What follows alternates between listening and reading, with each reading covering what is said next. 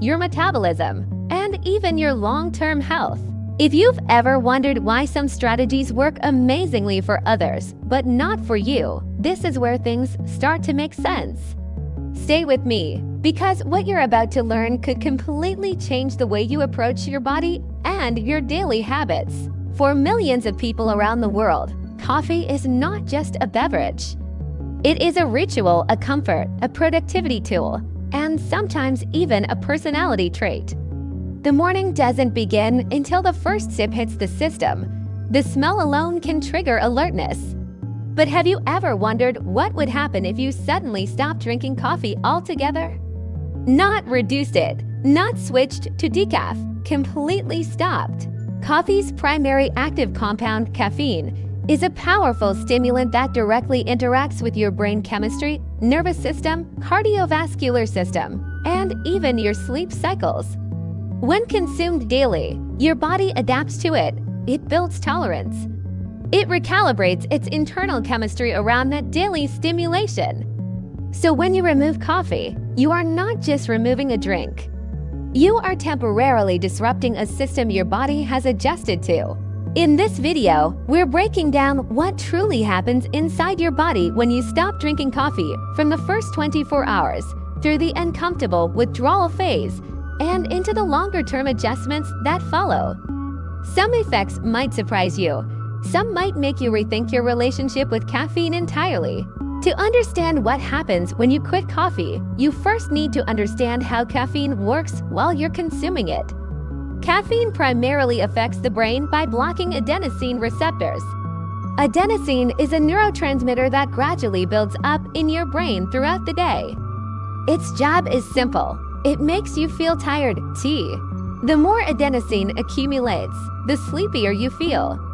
Caffeine looks structurally similar enough to adenosine that it can attach to the same receptors, but instead of making you sleepy, it blocks the signal. As a result, you feel alert, focused, and energized. But that's only part of the story. Caffeine also stimulates the release of dopamine and increases activity in the central nervous system. It can elevate cortisol levels, especially in the morning, enhancing the fight or flight response. Your heart rate may increase slightly, blood pressure can rise. Blood vessels in the brain constrict. Your metabolism temporarily speeds up. When this stimulation happens occasionally, your body manages it efficiently. However, when caffeine becomes a daily habit, your brain adapts. It creates more adenosine receptors to compensate. This is why over time, 1 cup of coffee doesn't feel as powerful as it once did. Tolerance builds because your brain is adjusting to constant stimulation. And that adaptation is exactly why stopping coffee creates noticeable effects. Within 12 to 24 hours after your last cup of coffee, subtle changes begin to unfold. The caffeine in your bloodstream decreases significantly. Those extra adenosine receptors that your brain created are now fully available, and adenosine can finally bind to them. This leads to a rapid increase in fatigue. Many people describe this stage as feeling unusually tired, even if they slept well the night before. That exhaustion is not necessarily because your body lacks energy, but because your brain is recalibrating without artificial stimulation. Headaches often begin during this window. While caffeine constricts blood vessels in the brain, stopping caffeine allows those vessels to dilate again. This sudden widening of blood vessels increases blood flow and can trigger pain receptors, leading to throbbing headaches or even migraines in sensitive individuals. Concentration may also decline. Since dopamine activity is reduced without caffeine's influence, mental sharpness can temporarily feel blunted. Tasks that once seemed easy may feel slightly more difficult. Reaction time may slow, motivation may dip. Emotionally, irritability is common. Because caffeine interacts with mood-regulating neurotransmitters, its absence can make some people feel more sensitive or short-tempered during the first day. This stage can feel discouraging, but it is a predictable neurological adjustment, not a sign that your body needs coffee to function. For most people, days 2 and 3 are the most intense part of the process. This is when withdrawal symptoms typically peak. Headaches may become stronger. Fatigue can feel overwhelming. Some people experience mild nausea, muscle heaviness, or a sense of mental fog. The brain, accustomed to daily stimulation, is temporarily operating at a lower baseline of arousal. Mood changes may also intensify. You might feel unusually anxious or, paradoxically, unusually low.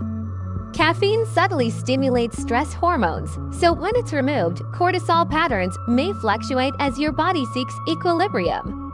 The emotional shifts are not permanent. They are part of the adaptation process. Sleep during these days can be unpredictable. Some people sleep longer than usual because adenosine is no longer being blocked. Others may struggle with restlessness as their nervous system recalibrates. The body is essentially learning to regulate alertness naturally again. Sleep during these days can be unpredictable. Some people sleep longer than usual because adenosine is no longer being blocked. Others may struggle with restlessness as their nervous system recalibrates. The body is essentially learning to regulate alertness naturally again. It's important to note that caffeine withdrawal is recognized in clinical research as a legitimate physiological condition. The symptoms are temporary but real. They are not imaginary or purely psychological. They reflect changes in neurochemistry and vascular tone. The good news is that this peak phase usually does not last long. By the fourth day, the most intense symptoms often begin to ease. Headaches become less frequent. Energy levels, while still lower than usual, start to stabilize. The brain slowly reduces the extra adenosine receptors it had created during habitual caffeine use. This period marks the beginning of neurological recalibration. Your body starts learning how to produce energy, alertness, and focus without relying on an external stimulant. Sleep patterns may begin to improve noticeably during this phase. Without caffeine lingering in your system, especially if you previously consumed it in the afternoon, your body can move more naturally through its sleep cycles. Deep sleep stages may become more restorative.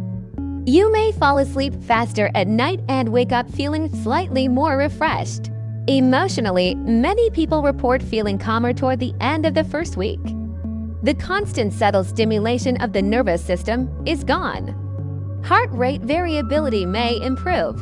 Stress reactivity can decrease slightly. However, mental sharpness may not yet feel fully restored. It takes time for dopamine pathways and alertness circuits to normalize. The first week is about stabilization, not peak performance. By the second week without coffee, something interesting begins to happen. Many people start noticing that their baseline energy levels feel more consistent. Instead of sharp spikes of alertness followed by crash, energy becomes more even throughout the day. This doesn't necessarily mean you feel more energetic than when drinking coffee, at least not yet, but the roller coaster pattern often smooths out. Your body is no longer experiencing caffeine-induced highs followed by adenosine rebounds. Cortisol rhythms may also normalize. Instead of being artificially elevated by morning caffeine consumption, cortisol follows its natural circadian pattern, peaking shortly after waking and gradually declining throughout the day. For some individuals, anxiety levels decrease during this stage. Caffeine can amplify the body's stress response, even subtly. Removing it can create a more stable internal environment, especially in people sensitive to stimulants. Digestive changes may also occur. Coffee stimulates bowel movements and increases stomach acid production. Without it, digestion may feel different for a while, but many people find that stomach discomfort or acid sensitivity improves over time. Week 2 is often when people begin to realize they can function well without coffee. By weeks 3 and 4, your brain chemistry has largely recalibrated. Adenosine receptor levels stabilize, dopamine signaling adjusts to a caffeine-free baseline. Energy production feels more intrinsic rather than stimulated. So what really happens when you stop drinking coffee? In the short term, you experience withdrawal. headaches, fatigue, irritability, mental fog. Your brain and blood vessels are recalibrating. In the medium term, your nervous system stabilizes. Sleep improves, energy evens out, anxiety may decrease for some individuals. In the long term, your body functions on a natural baseline without daily stimulation. Focus becomes steadier rather than spiked. Emotional regulation may feel smoother. Stress responses may feel less amplified, but the final answer is deeply personal. For some, coffee enhances quality of life without negative consequences. For others, stepping away from caffeine reveals a calmer, more balanced internal state. The key is awareness. Understanding how caffeine interacts with your biology allows you to make an informed choice rather than an automatic one. If you've never experienced life without coffee for at least a few weeks, you may not fully know how your body responds without it.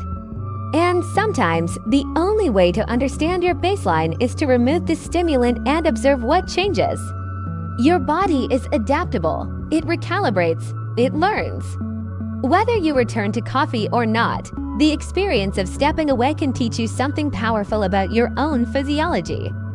And that knowledge alone can change how you see your morning cup forever.